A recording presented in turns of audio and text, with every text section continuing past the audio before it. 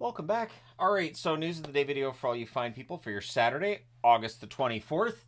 We'll start off with the top of the board where Keanu Reeves' name is on the board. And if you didn't expect that to be on a hockey board in 2024, you're not alone. Keanu Reeves apparently was nearly a goaltender for the Windsor Spitfires, and so he signs a one-day contract with the Windsor Spitfires and autographs a Windsor Spitfires jersey, not completely unlike the one I'm modeling here. And so the bid is currently at $20,000, which is why I wanted to have that in today's news video, because it does go for charity. I think that's great.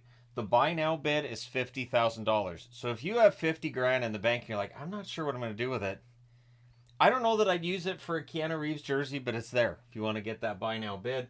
The auction closes on August the 30th. My guess is it'll get close to that 50 grand. It might get above that 50 grand. Got to be honest. I would imagine that with most auctions like this, you can go above the buy now rate. At least I know I've seen that on eBay, so we'll see if that happens here. But it does go to a good cause, so I figured, yep, we'll talk about that today. And there it is. And again, I've got my Windsor jersey on. All right. So after signing Askarov yesterday, or after trading for Askarov, I just spoiled my own headline. But after trading for Askarov yesterday, San Jose wastes little time in sitting down and working out a contract with him. It's a 2-year extension. The cap hits $2 million per season, and that starts next year. So not this season, starts next year. This season, he's still on a contract that's entry level, less than $1 million on this year's cap hit, so perfectly reasonable for Askarov. The $2 million cap hit next year. We'll see if he's the starter, and if he's the starter for San Jose next year, $2 million is a bargain for a starting goaltender. So we'll see.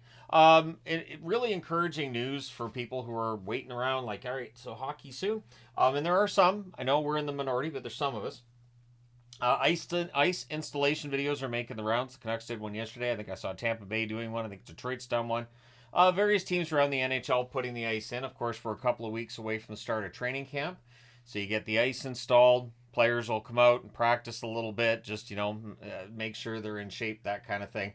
And so, the ice installation, it is that time. It's starting to cool down. The worst of the summer, or the hottest of the summer. And for some people, it might be the best of the summer. But for me, it's the worst. But the hottest of the summer seems to be done. So that's awesome news. And the ice installation videos making the rounds tell you we're getting closer to that training camp and to seeing how the 2024-2025 season is going to go. So looking at unsigned restricted free agents and just the major ones here, but it feels like there's a lot. It feels like there's more unsigned restricted free agents right now than normal. So for Detroit, you have Raymond, you have Sider.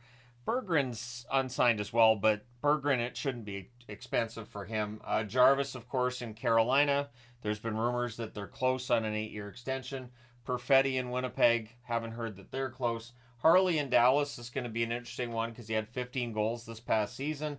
I think there's potential for 20-plus goals a season from him, and that's going to make him pricey, and it should eat up the rest of the money Dallas has in cap space. Mercer for the New Jersey Devils. Probably not an overly expensive contract for Mercer, but it depends on what kind they're looking for there. Swayman, I talked about him yesterday. I'll throw him in there again today. And we're still in the same situation where Boston fans are losing their minds over it, even though we're still about 6 weeks out from the start of the regular season.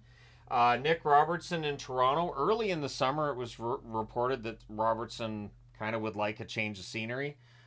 Toronto management coming out pretty quickly and supporting Robertson and saying they'd like to keep him around.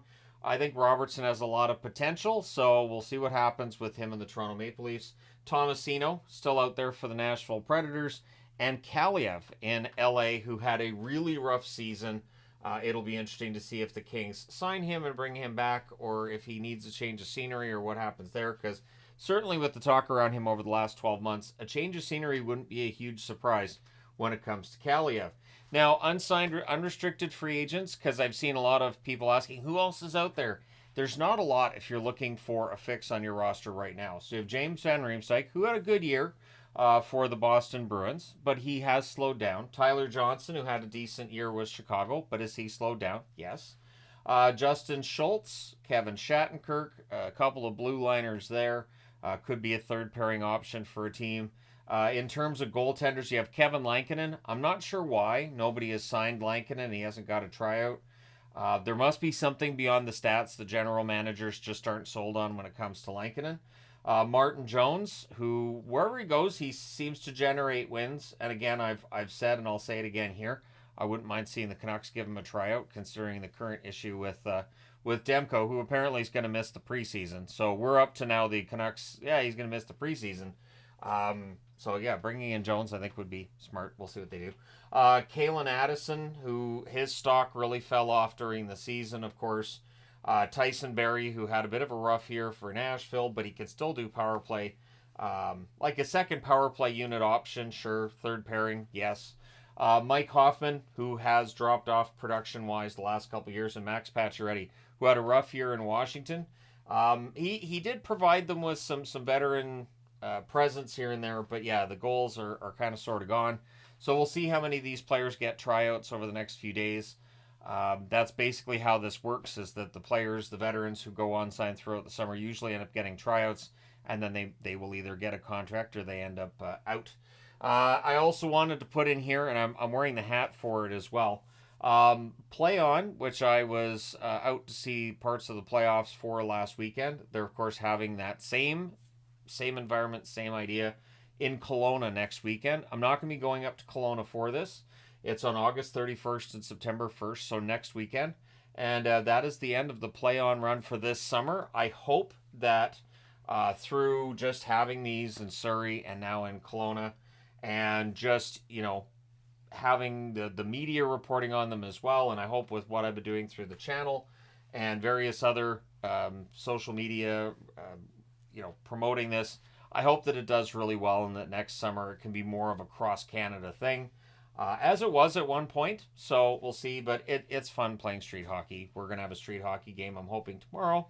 It's still raining here, so we'll see. But and then next weekend I want to have one locally as well, understanding that, yeah, there's the Kelowna Play On, but Kelowna's a bit of a drive from where we are, so it's a bit of a drive.